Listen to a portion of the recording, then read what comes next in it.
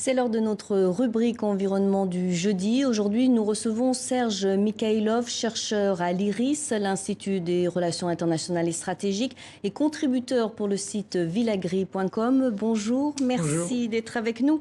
9,5 millions de personnes ont besoin d'une aide urgente et immédiate au Sahel, selon le réseau de prévention des crises alimentaires. C'est 2 fois plus que l'année dernière et pourtant, les récoltes sont meilleures. C'est un paradoxe. Alors, si vous voulez, il y a un cumul de problèmes, à la fois de problèmes environnementaux et de problèmes sécuritaires. Alors, les problèmes environnementaux sont assez simples à énoncer. Toute la zone sahélienne, c'est une zone avec une pluviométrie qui est d'abord faible, globalement, et qui est très irrégulière. Et toute la bande sahélienne, sur à peu près 4 à 5 000 km en partant de l'ouest de Dakar, c'est une bande qui va être affectée par le réchauffement climatique. Autrement dit, il n'y aura pas forcément moins d'eau, mais vous aurez une beaucoup plus grande instabilité en termes de pluviométrie, ce qui gêne terriblement pour l'agriculture. Et visiblement, selon les projections, la situation ne va pas s'améliorer de juin à août 2020. Le nombre de personnes en besoin d'aide alimentaire sera encore plus élevé, 14,4 millions. Le continent africain sera le continent le plus touché par le changement climatique.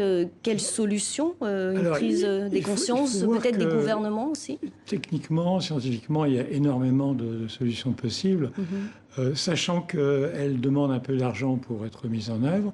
Elles demandent surtout un encadrement et du temps pour la mise en œuvre. Bon, elles sont fondées essentiellement sur le recours à ce qu'on appelle l'agroécologie intensive, dans laquelle il s'agit de reconstituer les sols, alors en freinant le flot d'eau qui passe sur le dessus des sols. Et avec ces techniques-là, si vous voulez, qui sont quand même relativement simples, eh bien, on arrive à doubler en année moyenne les rendements agricoles sans utiliser nécessairement d'engrais ou de produits qu'il faut acheter. Parce qu'il est bien évident que dès qu'il s'agit de rentrer dans une économie monétaire, l'irrégularité des pluies est telle que c'est un peu comme le jeu de la roulette. Vous investissez dans l'engrais, dans des semences sélectionnées, il ne pleut pas, vous avez perdu. Il pleut, vous avez gagné. C'est un risque qui est trop important pour les agriculteurs.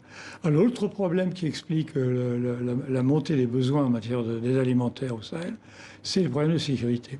Oui, il y a la sécheresse et l'insécurité. Et la sécurité devient maintenant le gros problème, si vous voulez. En année normale, même un pays qui a peu de ressources agricoles comme le Niger, eh bien, il équilibre à peu près, en pluviométrie normale, à peu près les besoins de sa population. Alors, on a la population qui augmente très rapidement, et on voit aujourd'hui, je dirais, la montée de la production agricole qui essaie de suivre la montée de la population avec toujours un petit décalage, qui explique bien qu'il y a quand même une grosse tension. Alors, ce petit décalage qui tourne entre 300 000 500 000 tonnes par an, dans certaines mauvaises années 1 million de tonnes, eh bien, on règle le problème sur le marché agricole régional. Donc, les paysans ou les commerçants vont acheter des céréales en Côte d'Ivoire, au Nigeria, etc.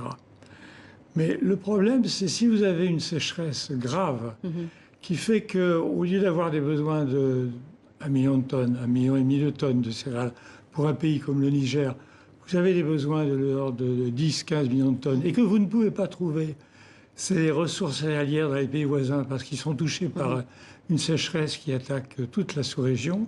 Alors là, vous avez des problèmes qui sont très graves. On a vu ce type de sécheresse en 1974, on a vu une autre en 84. Et là, si ça arrivait maintenant avec une population croissante, eh bien, il y aurait de gros problèmes de logistique pour acheminer les céréales. Alors, certains officiels africains disent que pour lutter contre ces attaques djihadistes, l'agriculture serait un vecteur de paix. Vous êtes d'accord?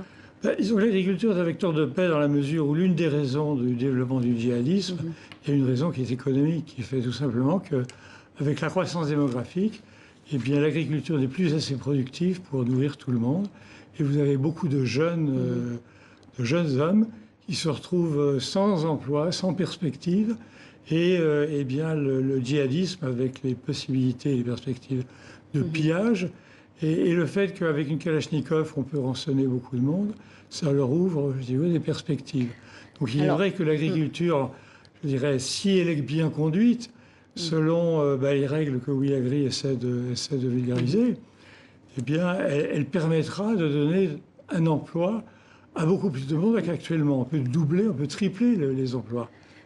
Alors le problème de l'accès à la nourriture, on l'a bien compris, est une question essentielle dans les problèmes sécuritaires. Il est lié à la sécheresse. Alors cette question est-elle à l'ordre du jour de la conférence de Pau qui est prévue lundi prochain entre le G5 Sahel et la France? Alors je ne pense pas. Je pense qu'ils vont voir essentiellement les problèmes sécuritaires, dans la mesure où plusieurs de ces pays ont connu beaucoup d'attaques djihadistes de plus en plus, des pertes considérables. Hein.